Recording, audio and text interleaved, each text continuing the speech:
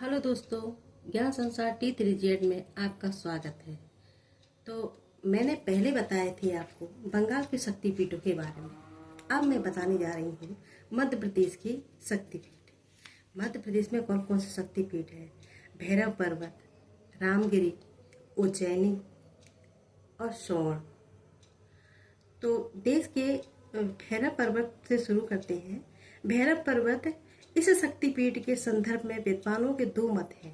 कुछ विद्वान गुजरात में गिंगनार के निकट स्थित भैरव पर्वत को शक्तिपीठ मानते हैं, तो कुछ विद्वान मध्य प्रदेश में उज्जैन के निकट शिप्रा नदी के तट पर स्थित भैरव पर्वत को शक्तिपीठ मानते हैं।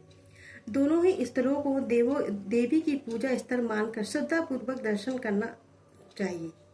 यहाँ देवी देह का ऊर्ध्व ओष्ठ गिरा था। यहाँ की शक्ति अवंती और भैरव लंबकर्ण है। अब आते हैं रामगिरी। रामगिरी इस शक्तिपीठ के संबंध में दो मान्यताएं हैं। कुछ विद्वान चित्रकूट के शारदा मंदिर को और कुछ विद्वान मेहर के शारदा मंदिर को यह शक्तिपीठ बताते हैं। दोनों ही स्थान प्रसिद्ध तीर्थ हैं और मध्य प्रदेश में स्थित है।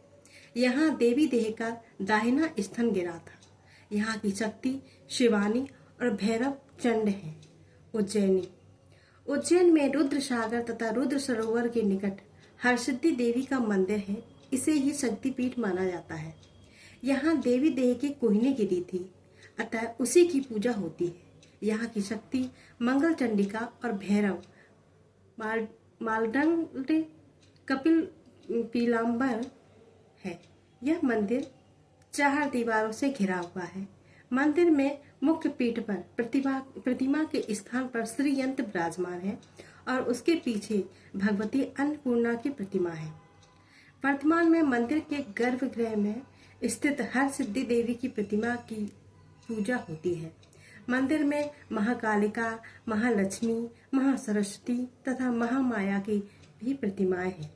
मंदिर के पूर्व द्वार पर बावड़ी है, जिसके बीच में एक स्तंभ है तथा निकट ही सप्त सागर सरोवर है।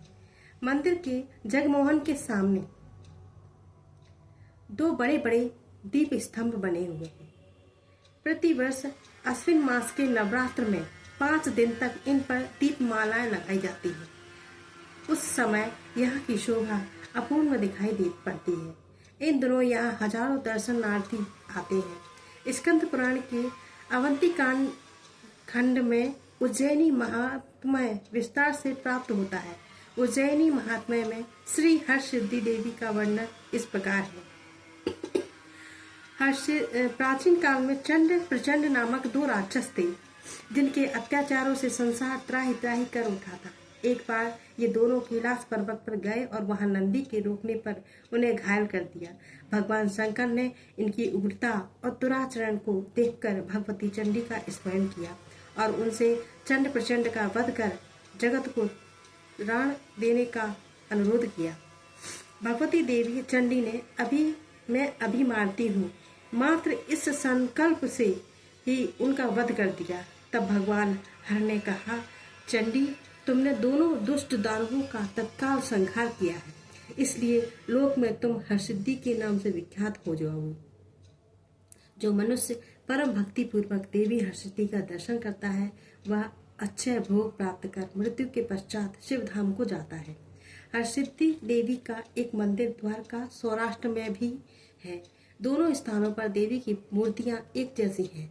एक किंवदंती के अनुसार महाराजा विक्रमादित्य वहीं से देवी को अपनी आराधना से संतुष्ट कर लाए थे।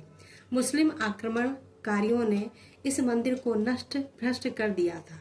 राणोजी शिंदे के मंत्री रामचंद्र बाबा श्रेणवी ने इनका पुनर्निर्माण कराया। ये देवी वैष्णवी है। अब है श्रोण। अमरकंटक के नर्मदा मंदिर में यह शक्तिपीठ माना जाता है।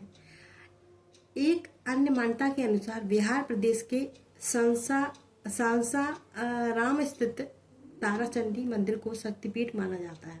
यहाँ देवी देव का दक्षिण नितंब गिरा था। यहाँ की शक्ति नर्मदा या सोनाक्षी और भैरव भद्रसेन है।